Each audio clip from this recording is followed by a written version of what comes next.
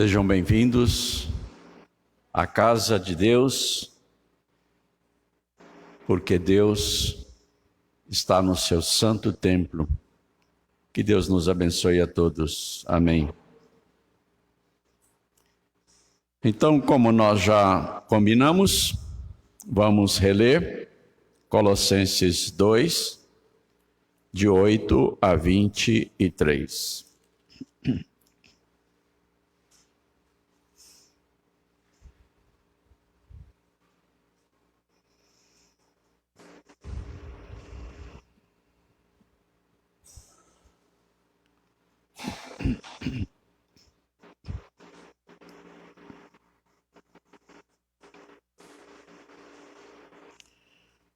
Cuidado que ninguém vos venha a enredar com sua filosofia e vãs sutilezas, conforme a tradição dos homens, conforme os rudimentos do mundo, e não segundo Cristo. Porquanto nele habita corporalmente toda a plenitude da divindade. Também nele estáis aperfeiçoados. Ele é o cabeça de todo principado e potestade.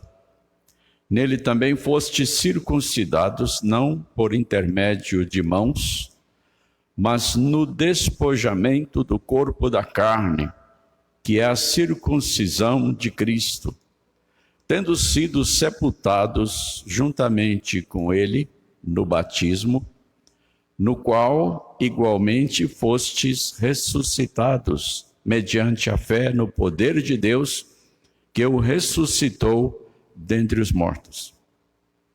E a vós outros que estáveis mortos pelas vossas transgressões e pela incircuncisão da vossa carne, vos deu vida juntamente com ele, perdoando todos os nossos delitos, tendo cancelado o escrito de dívida que era contra nós e que constava de ordenanças, o qual nos era prejudicial, removeu-o inteiramente, encravando na cruz, e despojando os principados e as potestades, publicamente os expôs ao desprezo, triunfando deles na cruz. Ninguém, pois, vos julgue por causa de comida e bebida, o dia de festa, o lua nova, os sábados, porque tudo isso tem sido sombra das coisas que haviam de vir, porém o corpo é de Cristo. Ninguém se faça árbitro contra vós outros, pretextando humildade e culto dos anjos, baseando-se em visões, enfatuados sem motivo algum na sua mente carnal e não retendo a cabeça, da qual todo o corpo, suprido e bem vinculado por suas juntas e ligamentos, cresce o crescimento que procede de Deus. Se morrestes com Cristo para os rudimentos do mundo, por que, como se vivesseis no mundo, vos sujeitais a ordenanças? Não manuseis isto, não proves aquilo, não toques aquilo outro, segundo os preceitos e doutrinas dos homens. Pois que todas estas coisas, com o uso, se destroem. Tais coisas, com efeito, têm aparência de sabedoria, como o culto de si mesmo, e de falsa humildade, e de rigor ascético, todavia não tem valor algum contra a sensualidade. Amém. Oremos. Eterno Deus, nosso Pai, estamos perante a Tua palavra lida para a pregação da Tua mensagem nesta noite. Te confessamos, Pai, os nossos pecados, te rogamos o Teu perdão e te pedimos que na Tua graça e na Tua misericórdia, Tu mesmo nos fales segundo a nossa necessidade da Tua palavra. Abre-nos, ó Pai, as Tuas Escrituras, concede-nos o entendimento e a compreensão da Tua palavra e a suficiência de fé para crermos nela, de tal maneira que a Tua palavra produza em nós os frutos de que temos necessidade e o Teu nome seja glorificado em nós. Nós oramos em nome de Jesus. Amém.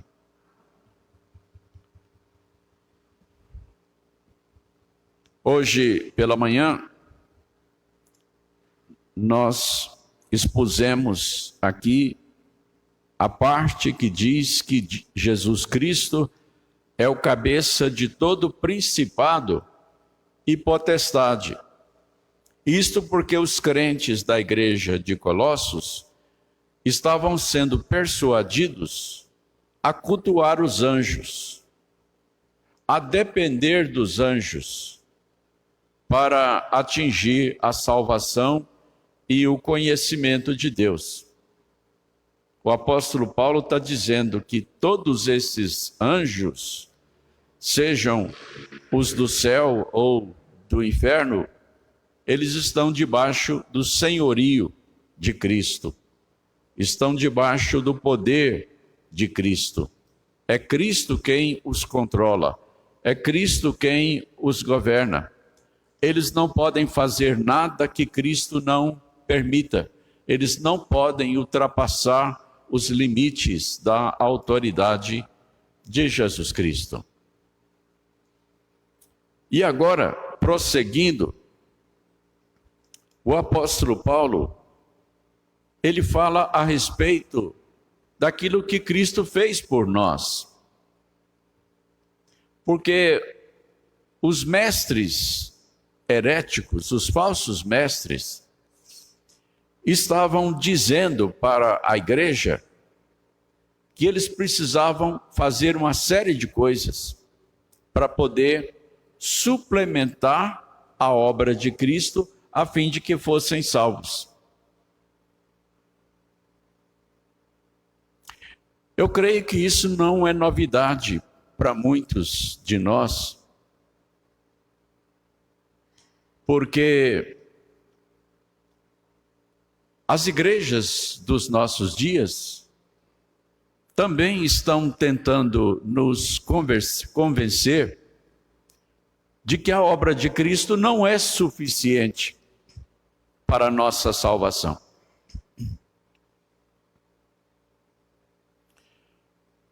A seita chamada Adventismo do Sétimo Dia, por exemplo, diz que para sermos salvos nós precisamos guardar o sábado.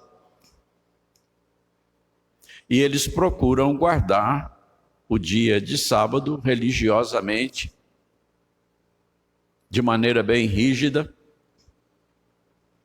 de tal maneira que a pessoa não pode nem mesmo prestar um concurso no dia de sábado.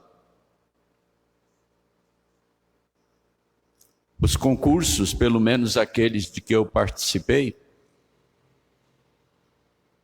eles eram prestados especialmente para os adventistas nos sábados, porque eles não fariam no domingo. É interessante que a confissão de fé da Igreja Adventista, que eu li, ela tem 10 pontos, tipo os 10 mandamentos. E todos esses pontos de confissão de fé da Igreja Adventista são semelhantes à nossa confissão de fé.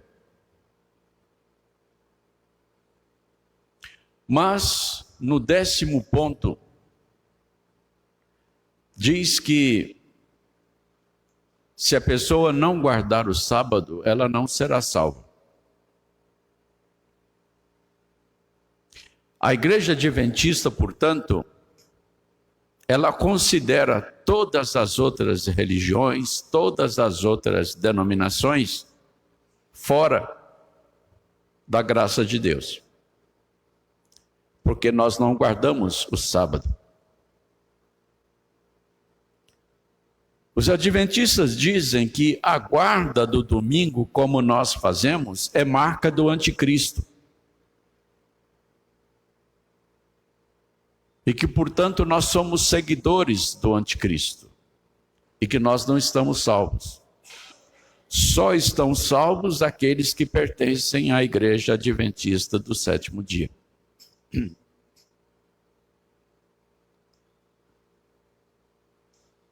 Então, esse é um ensino antibíblico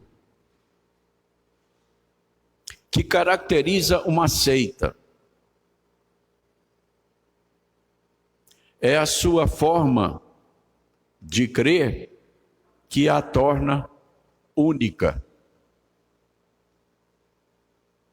E afirma que não há salvação em nenhuma outra igreja.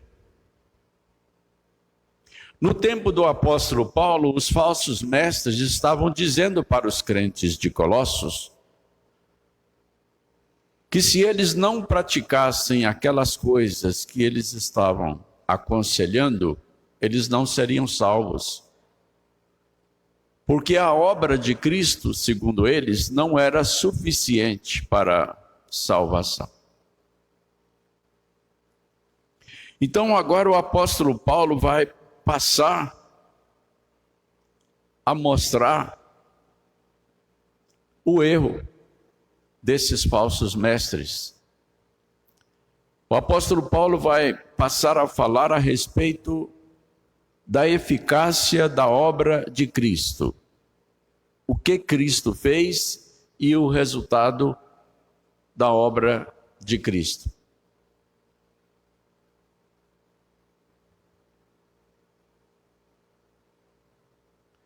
Nele, também fomos circuncidados, não por intermédio de mãos, mas no despojamento do corpo da carne. Uma das práticas que os falsos mestres estavam exigindo dos crentes era a circuncisão. Aquela operação que era feita no corpo da pessoa, aquela marca, aquela cirurgia, que caracterizava o sinal que Deus deu a Moisés, e primeiramente a Abraão, mas Moisés legislou, que para entrar no povo de Deus, a pessoa teria que ser circuncidada no 8º dia de nascimento. Isso só nos homens. E quem não fizesse isso não teria parte no povo de Deus. Mas a circuncisão da carne, ela era uma sombra, um tipo, um símbolo daquilo que Cristo iria realizar no nosso coração, não externamente, mas internamente.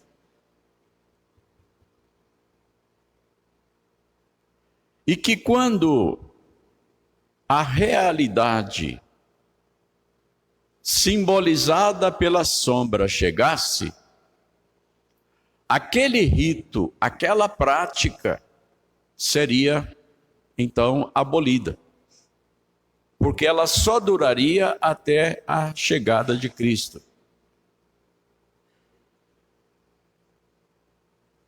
Por que que esse símbolo, a circuncisão, se chama sombra?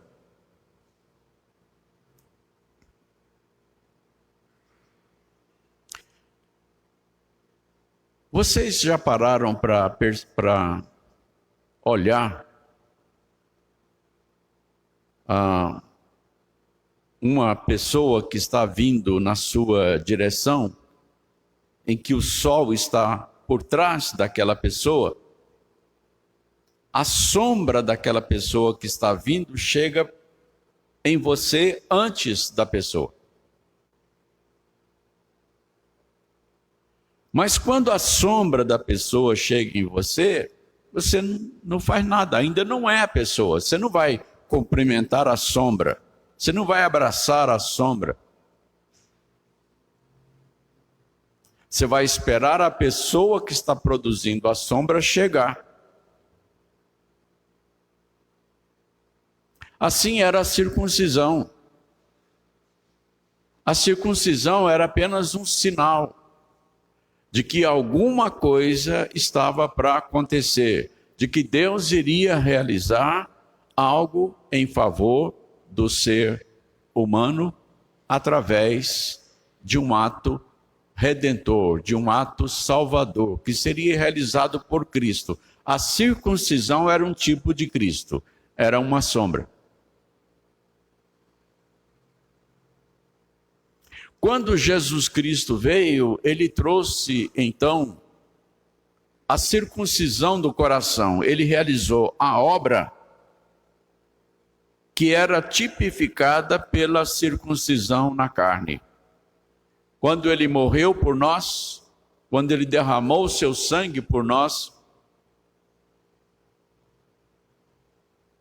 ele fez no nosso coração tipo uma cirurgia de transformação para mudar o nosso coração, para remover do nosso coração o pecado. A circuncisão do Antigo Testamento, ela removia uma parte do prepúcio do órgão genital masculino. Aquilo ficou sendo um sinal da entrada da pessoa no povo de Deus. A circuncisão que Jesus Cristo trouxe para nós, ela é realizada no despojamento daquele coração inimigo de Deus, para nos dar um coração segundo Deus.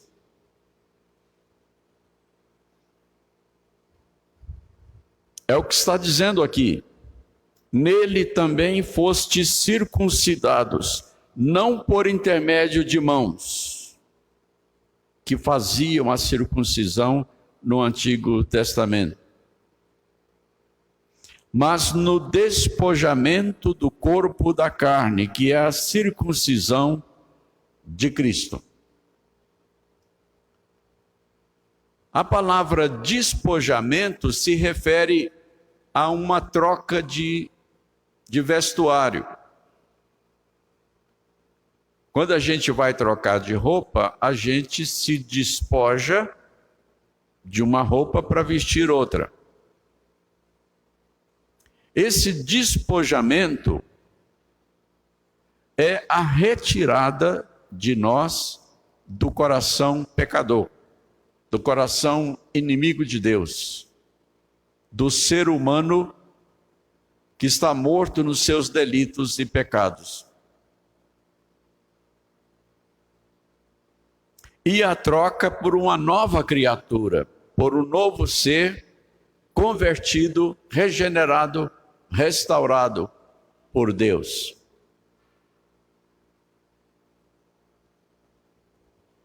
Isso, o despojamento do corpo da carne, é a circuncisão de Cristo. É Cristo quem realiza, não somos nós. Portanto, a conversão, ela não depende de nós, porque nós estávamos mortos nos nossos delitos e pecados. Os falsos mestres estavam querendo ensinar para a igreja de Colossos que aqueles crentes, eles precisavam realizar determinadas coisas para serem salvos, porque a obra de Cristo não era suficiente. Eles não negavam a existência de Cristo, mas diziam que a obra de Cristo não foi suficiente para a salvação.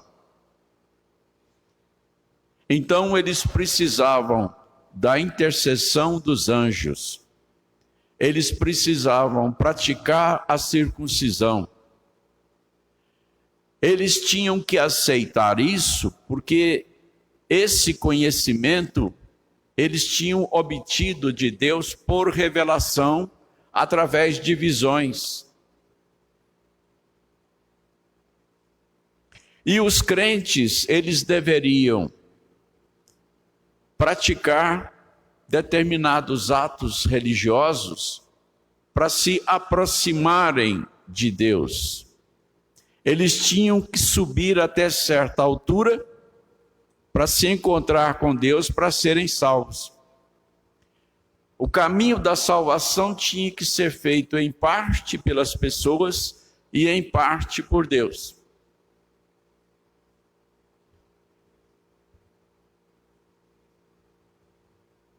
Eles estavam sendo convencidos a fazer isso, a renunciar ao evangelho da graça que tinham recebido.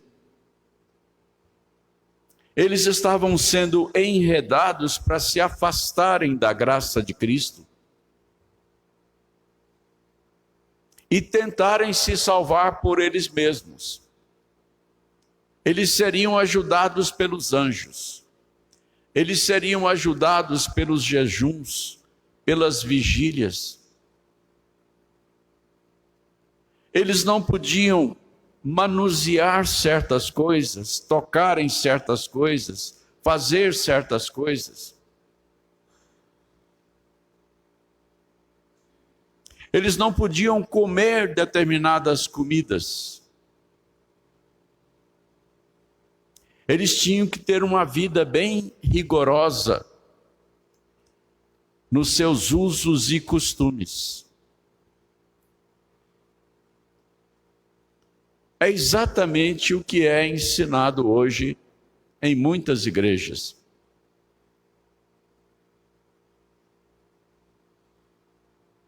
Se as pessoas não procederem do jeito que os falsos mestres querem, então elas não serão salvas.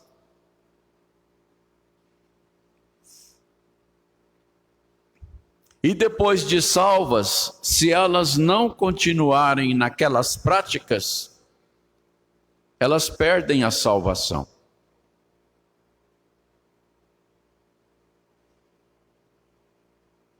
Paulo escreveu essa carta para combater tudo isso. Para dizer que Cristo é suficiente para a nossa salvação. Para dizer que aquilo que Ele fez por nós nos envolveu e nos salvou. Preste atenção.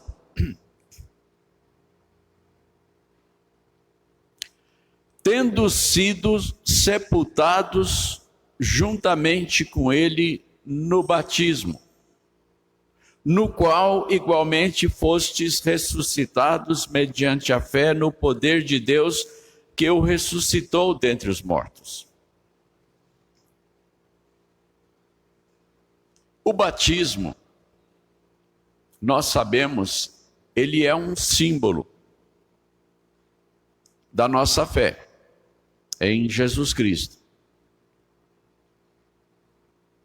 Quando nós nos batizamos e professamos a nossa fé, nós estamos afirmando que nós cremos em Cristo como nosso Salvador. E se isso for feito de coração sincero, crendo em Jesus Cristo, a obra realizada por Cristo passa a ser nossa. O que Cristo fez por nós passa a nos pertencer.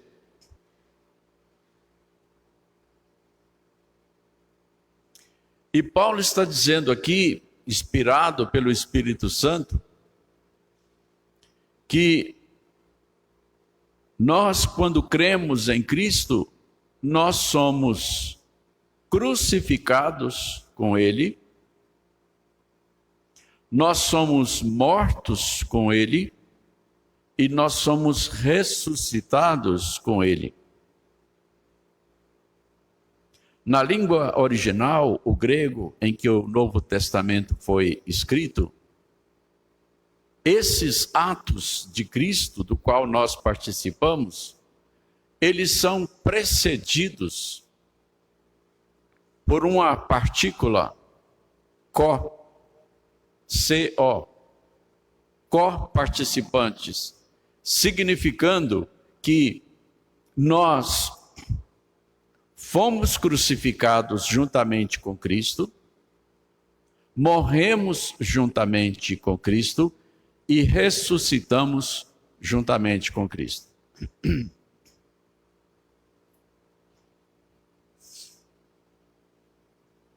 É por isso que o apóstolo Paulo disse: estou crucificado com Cristo. Logo, já não sou eu quem vive, mas Cristo vive em mim. E esse viver que agora tenho na carne, vivo pela fé no Filho de Deus, que a si mesmo se entregou por mim.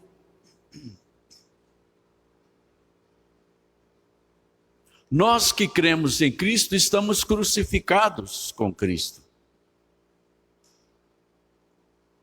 Nós morremos com Cristo naquela cruz, cada um de nós que creu em Cristo como Salvador. Nós fomos crucificados naquela cruz, nós morremos naquela cruz, nós fomos sepultados com Cristo e ressuscitamos com Cristo. O corpo da carne, o corpo do pecado foi removido. Nós nascemos em Cristo novas criaturas. Já não somos nós quem vive, mas é Cristo quem vive em nós.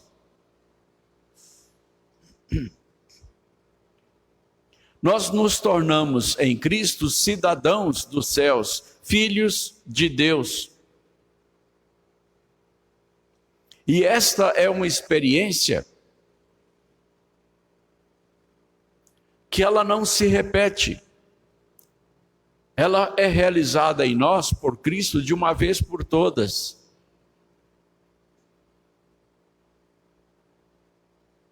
Essa é uma experiência que é Deus quem realiza, porque nós estávamos mortos nos nossos delitos e pecados. Nós não tínhamos como. O ser humano sem Deus não tem como nem imaginar, nem desejar a salvação.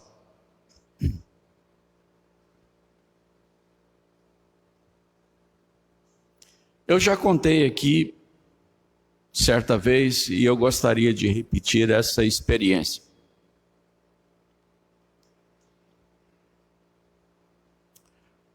Quando nós morávamos em Governador Valadares, nós íamos passar as férias aqui em Brasília, lá no Gama, onde os meus sogros moravam, os pais da Fátima. E ficávamos na casa deles cerca de um mês.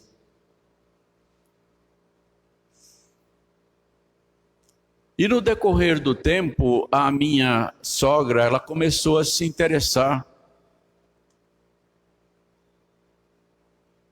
pela maneira como nós expressávamos a nossa fé. Nós fazíamos o culto doméstico na casa dela todos os dias.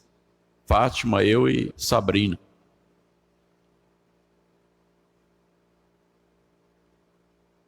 E ela então pediu para participar. E ela começou a participar. E ela começou a gostar dos hinos que nós cantávamos. E ela começou a cantar conosco, a cultuar conosco. Ela ouvia a leitura da Bíblia, a explicação.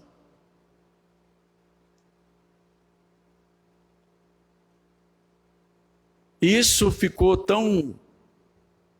E ela ficou tão envolvida nisso que, às vezes, quando a gente se atrasava um pouquinho para o culto doméstico, ela já vinha procurar.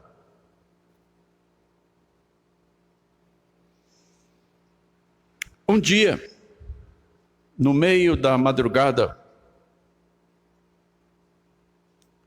Deus me despertou, o sono foi embora, e Deus me disse: vai e prega para ela.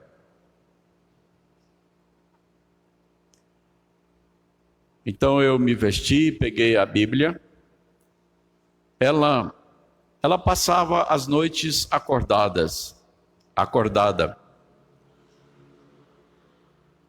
porque ela tomava muitos medicamentos que tiravam o sono dela, ela tinha várias enfermidades.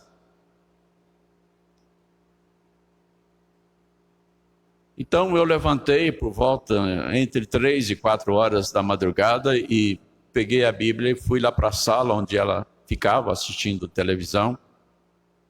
E eu perguntei para ela se eu podia ler a Bíblia e falar de Deus para ela. E ela imediatamente concordou. Então eu expus para ela o Evangelho da salvação. Durante aí, talvez uma meia hora, 40 minutos, agradeci e voltei para dormir. Poucos dias depois, eu estava sentado com o meu sogro na cozinha, tomando café com ele. E ele então me disse: Zé, eu não quero que você pregue a Bíblia para mim. Eu estranhei aquilo, mas imediatamente eu entendi que ele tinha ouvido eu pregando o Evangelho para minha sogra. Ele falou isso, passou um instante, ele disse: eu tenho a minha convicção de que o inferno é o meu lugar. E é para onde eu vou. Então eu não preciso que você pregue para mim.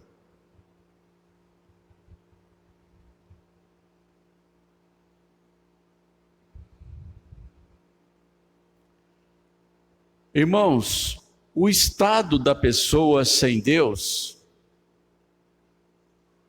é um estado de completa aceitação do seu destino. Aquele que não foi eleito por Deus desde antes da fundação do mundo para a salvação, ele não quer saber de salvação.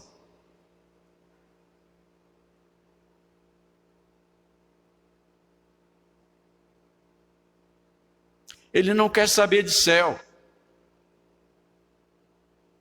A sua vida se resume a essa vida aqui. E mesmo que ele pense que haja um inferno depois desta vida, ele está satisfeito com isso. Ninguém vai para o céu esperneando para não entrar. E ninguém vai para o inferno desejando ir para o céu. Podem ter certeza absoluta disso. Quando uma pessoa pensa no céu e aspira ao céu e deseja a salvação, é porque o Espírito Santo já começou a trabalhar no seu coração. E a Bíblia diz que aquele que começou a boa obra vai completá-la.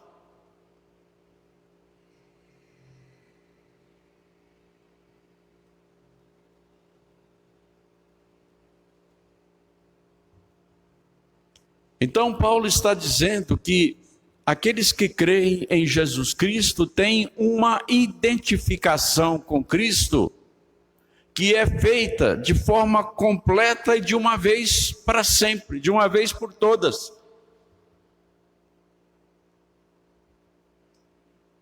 Porque ele morreu com Cristo. Ele foi crucificado com Cristo, foi sepultado com Cristo e ressuscitou com Cristo. A união com Cristo, ali na cruz, ela é completa, ela é total e é definitiva. E uma vez unido a Cristo, essa união, essa aliança, ela não pode ser desfeita. Porque Satanás teria que ter mais poder do que Deus para desfazer a salvação. Então, aquele que é de Deus está seguro com Deus. Jesus Cristo falou que da mão do Pai ninguém pode arrebatar qualquer um de nós. Perder a salvação é uma ideia absurda. Porque teria que passar por cima do poder e da autoridade de Deus. E Deus nos quer com Ele eternamente.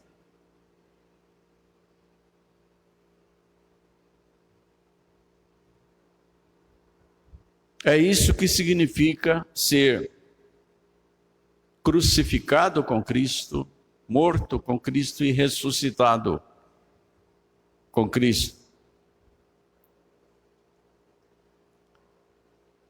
No qual igualmente fostes ressuscitados mediante a fé no poder de Deus. No poder de Deus, que o ressuscitou dentre os mortos. E a vós outros, que estáveis mortos pelas vossas transgressões e pela incircuncisão da vossa carne, vos deu vida, juntamente com ele, perdoando todos os nossos delitos. Percebam que é sempre Deus que está fazendo tudo.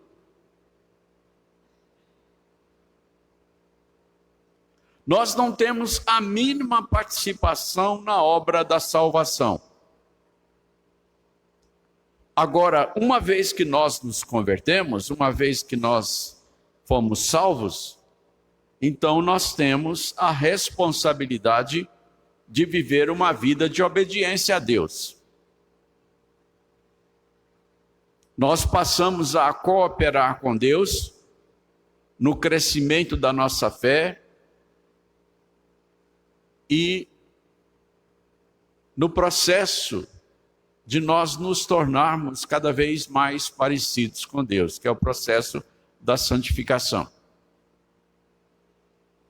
Mas a salvação é inteiramente uma obra de Deus, porque nós estávamos totalmente isolados dele, nós não tínhamos nem mesmo vontade, nós nem imaginávamos que seríamos salvos.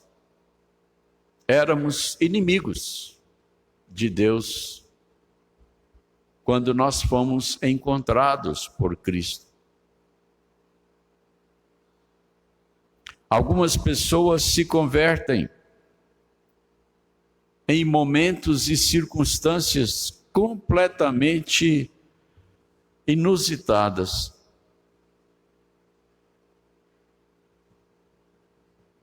Quando menos esperava. E eu poderia relatar aqui um monte de casos a esse respeito, que eu já ouvi pessoalmente de muitas das minhas ovelhas, relatos que eu li, que eu ouvi em mensagens. Mas eu acho que basta a experiência de cada um de nós, do que nós passamos e como é que nós fomos salvos, como é que Deus nos encontrou.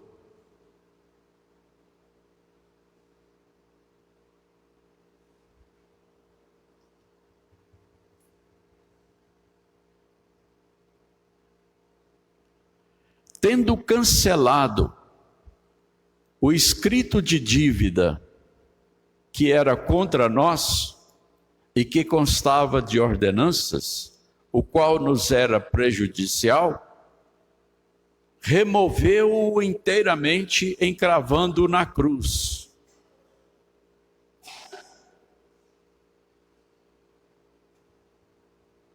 Toda pessoa que nasce neste mundo, nasce como pecador. Nasce debaixo de uma sentença de morte, que foi pronunciada lá no Éden. Todo mundo nasce debaixo da ira de Deus, pode ser a criança mais linda do mundo, mas nasce debaixo da ira de Deus, nasce como pecador, pecadora, nasce sem Deus, por causa da queda, por causa do pecado.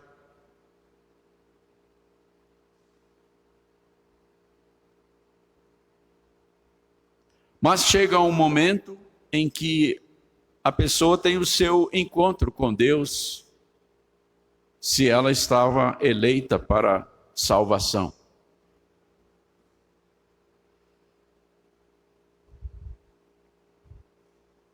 E a Bíblia nos ensina que nenhum dos eleitos se perderá.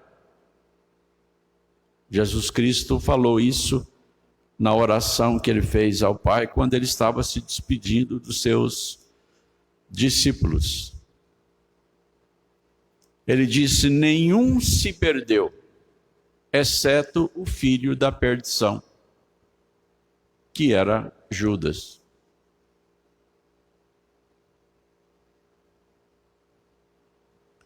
E na sua oração ele disse: eu não peço somente por estes, que ele já tinha, mas também por todos aqueles que vierem a crer em mim. Que somos nós que estamos aqui hoje, que são os nossos filhos, os nossos descendentes, todos aqueles que ainda irão nascer no mundo e que irão se converter ao Evangelho. Então, aqueles que ainda não se converteram, têm sobre eles um escrito de dívida, uma sentença de morte por causa do pecado. Quando uma pessoa se converte e é crucificada com Cristo, morre com Cristo, ressuscita com Cristo, o que é que acontece no mundo que nós não vemos? Deus pega esse escrito de dívida, essa sentença de morte eterna que estava sobre a pessoa, e aqui está dizendo que essa sentença, ela é encravada na cruz. O nosso escrito de dívida é pago por Jesus Cristo na sua morte. Aquela sentença é encravada na cruz, está pago. Deus pagou o resgate. Jesus Cristo pagou a conta por nós, derramando o seu sangue, sofrendo em nosso lugar. Ele arcou com o peso da ira de Deus. Ele pagou, ele satisfez a justiça de Deus por nós. Ele tomou o nosso lugar e expiou o nosso pecado. Ele nos substituiu. É por isso que se chama sacrifício vicário, em lugar de alguém.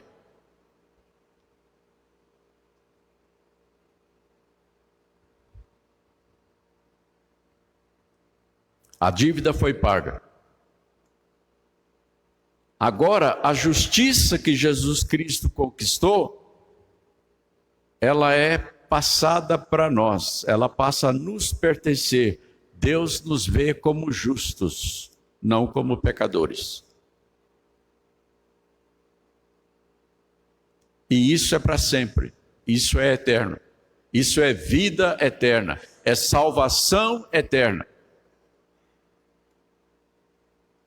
Agora, irmãos, percebam uma coisa, prestem bem atenção nisso.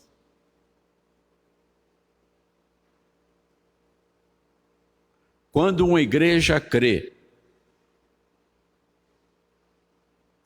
que alguém precisa fazer alguma coisa para ser salvo,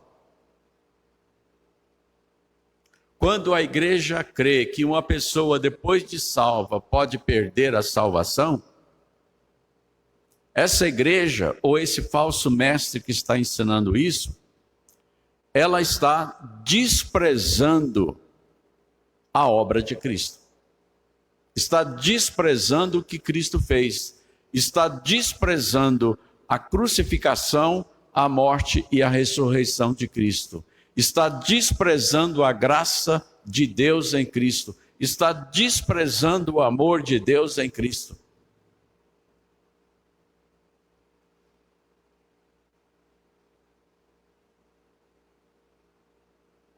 Tentar fazer alguma coisa para ser salvo é abusar de Deus, é zombar de Deus, é chamar Deus de mentiroso, como eu disse hoje de manhã.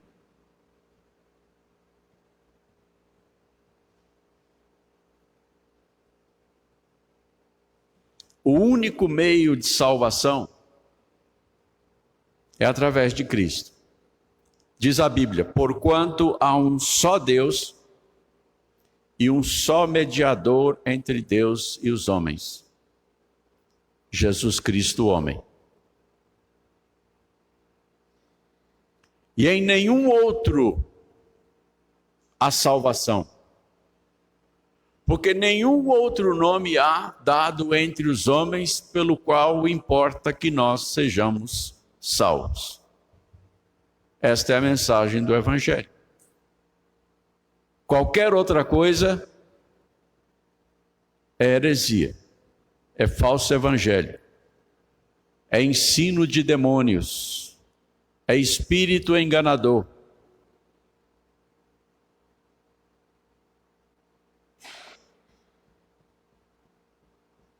É por isso que Paulo, escrevendo aos Gálatas, que estavam sendo seduzidos pelo mesmo erro, disse: se alguém, mesmo que seja um anjo vindo do céu, vos pregue evangelho diferente daqueles que nós entregamos a vocês, que seja anátema, que seja amaldiçoado, que vá para o inferno.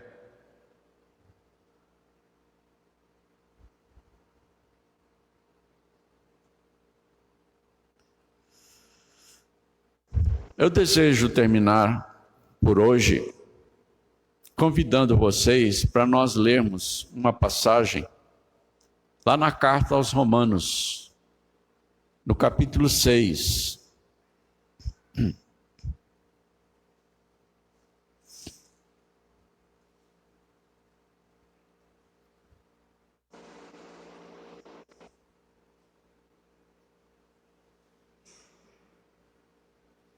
Carta aos Romanos, capítulo 6.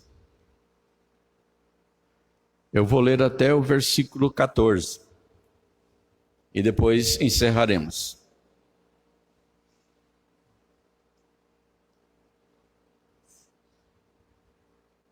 Que diremos, pois? Permaneceremos no pecado para que seja a graça mais abundante? De modo nenhum. Como viveremos ainda no pecado, nós, os que para ele morremos? Isto é, morremos com Cristo. Ou porventura ignorais que todos nós, que fomos batizados em Cristo, Jesus, fomos batizados na sua morte. Fomos, pois, sepultados com ele na morte pelo batismo, para que, como Cristo foi ressuscitado dentre os mortos pela glória do Pai, assim também andemos nós em novidade de vida. Ou seja, a vida depois da conversão é uma nova vida, surgida da ressurreição com Cristo. Porque se fomos unidos com ele na semelhança da sua morte, certamente o seremos também na semelhança da sua ressurreição. Sabendo isto, que foi crucificado com ele o nosso velho homem, para que o corpo do pecado seja destruído, e não sirvamos o pecado como escravos. Porquanto quem morreu está justificado do pecado. Ora, se já morremos com Cristo, cremos que também com ele viveremos, sabedores de que, havendo Cristo ressuscitado dentre os mortos, já não morre. A morte já não tem domínio sobre ele.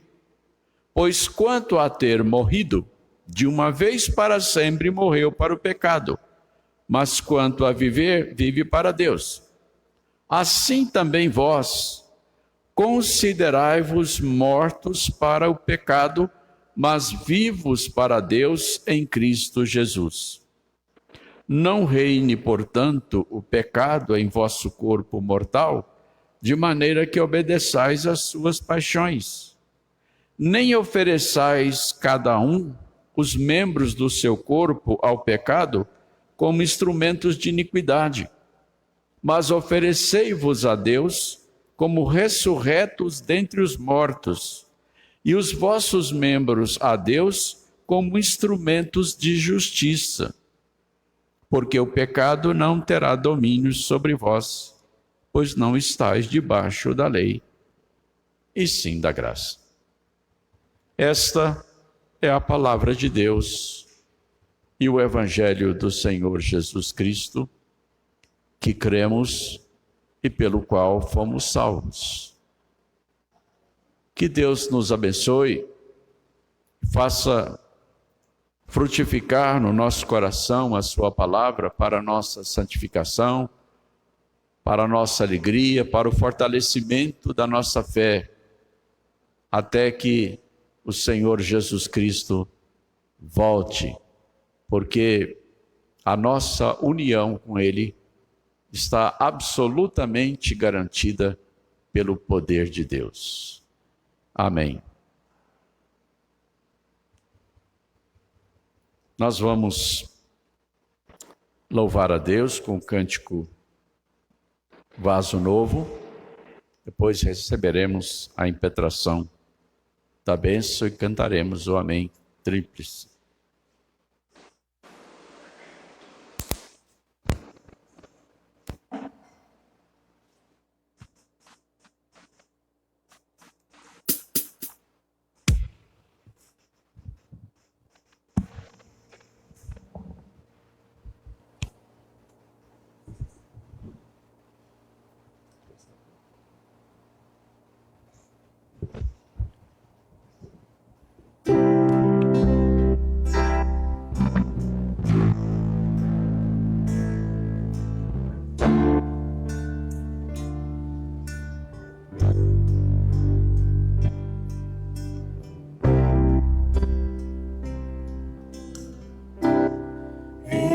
Quero ser Senhor.